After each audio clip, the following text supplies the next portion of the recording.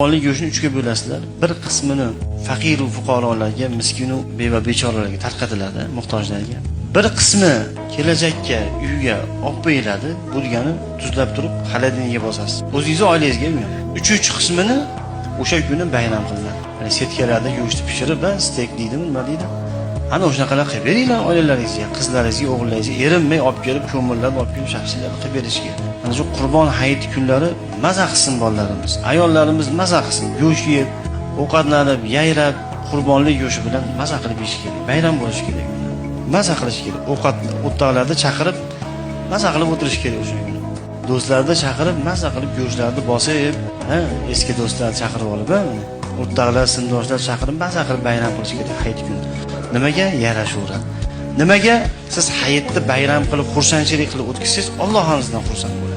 Alloh ulug'lagan kunda siz ham ulug'layotgan bo'lasiz.